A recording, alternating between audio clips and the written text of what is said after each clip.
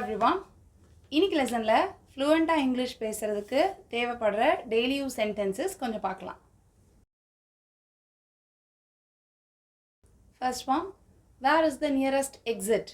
இதோட அர்த்தம் வெளியே போறதுக்கு உண்டான வழி பக்கத்துல எங்க இருக்கு அப்படினு கேக்குறதுக்கு இந்த மாதிரி கேட்கலாம்.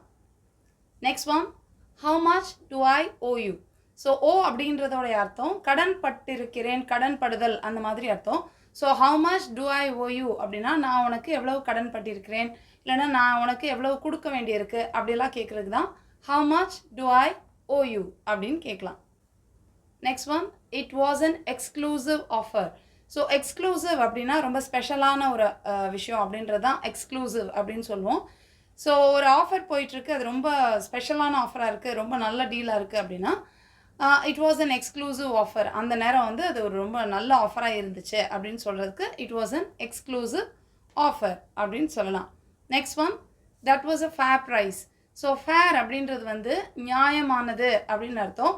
So that was a fair price அப்படின்னா அது ஒரு நியாயமான விலையாக இருந்தது அப்படின்னு அர்த்தம். Next one, it's worth trying. So worth trying அப்படின்றத வந்து எப்போ சொல்லுவோம் அப்படின்னா ஏதாவது ஒரு விஷயத்துக்காக நம்ம முயற்சி செய்கிறோம் அப்படின்னா நம்ம முயற்சிக்கு ஏற்ற அளவுக்கு அது ரொம்ப மதிப்பு மிக்கது, ரொம்ப பயனுள்ளது அப்படின்னு சொல்கிறதுக்கு தான் இட்ஸ் வர்த் ட்ரையிங். நீ இவ்வளோ முயற்சி எடுக்கிறதுக்கு அது அதுக்கேற்ற மாதிரியான மதிப்பான விஷயந்தான் அப்படின்னு ஒரு விஷயத்த சொல்கிறது தான் இட்ஸ் வர்த் ட்ரையிங் அப்படின்னு சொல்லிட்டு சொல்கிறோம். Next one, I hate the time of my life.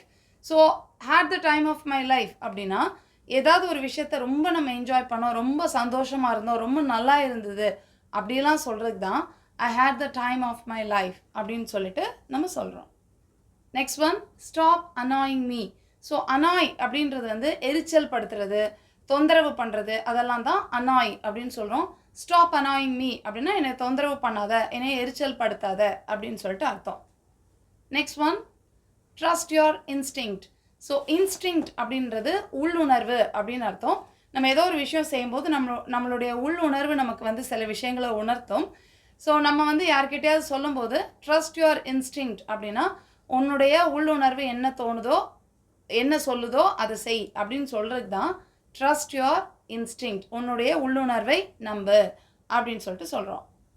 இந்த மாதிரி சின்ன சின்ன சென்டென்சஸ்லாம் தெரிஞ்சு வச்சுக்கிட்டோம் அப்படின்னா டெய்லி இங்கிலீஷ் பேசும்போது ஈஸியாக இதெல்லாம் யூஸ் பண்ணலாம். இப்படியெல்லாம் யூஸ் பண்ணி பேசணுன்னா ரொம்ப அழகாக ஈஸியாக ஃப்ளூயண்ட்டாக இங்கிலீஷில் பேசிடலாம். I'll meet you in the next lesson. Thank you. Bye.